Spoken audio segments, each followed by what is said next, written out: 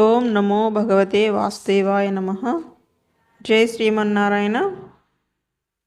తిరుప్పావై అంటే ఏమిటి? వీటి ప్రాశస్త్యం ఏమిటి? ఏమిటా తిరుప్పావై?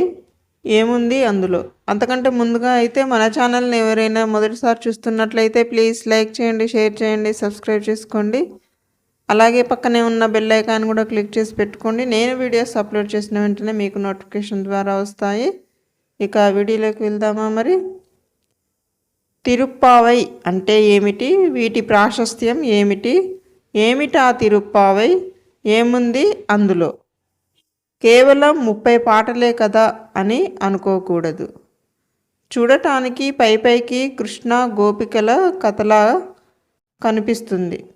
ఒక దూది పువ్వుని విప్పుతూ పోతే ఎలా విస్తరించగలదో తిరుప్పావై ఒక్కో పాటలో విప్పి చూస్తే అందులో గంభీరమైన రహస్యాలు కనిపిస్తాయి. ఇందులో రామాయణ భాగవత సన్నివేశాలు నిక్షిప్తమై ఉన్నాయి. ఇకపై వేదాలు ఉపనిషత్తులు చూపిన మార్గం ఇమిడి ఉంది. అందుకే తిరుప్పావైని 5వ వేదం అంటారు. తిరుప్పావై ఏమిటో తెలిసింది. మరి అందరూ చేయవచ్చా?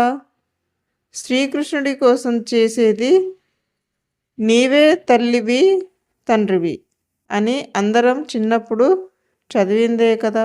అందరూ చేయవచ్చు ఈ వ్రతం. మరి ఎప్పుడు ఆచరించాలి?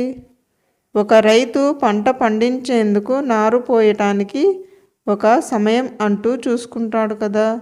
అంతెందుకు, పరీక్షల్లో మంచి మార్కులు రావడానికి తెలతెలవారే సమయంలో లేచి చదువుతాడు ఒక విద్యార్థి. మరి జీవిత లక్ష్యమైన శ్రీకృష్ణుని కోసం చేసే వ్రతానికి ఒక మంచి సమయమే ధనుర్మాసం.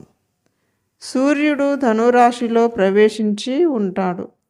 ఆంగ్ల మాసం ప్రకారం డిసెంబర్ నుంచి మొదలై సంక్రాంతి వరకు ఈ మాసం మనకు జ్ఞానం ఇచ్చే మాసం. వ్రతం చేసే సమయం తెలిసింది. వ్రతం చేయటం కష్టం కదా? కాదు, ఇది అతి సులభమైన తెలతెలవారే సమయంలో స్నానం చేయటం.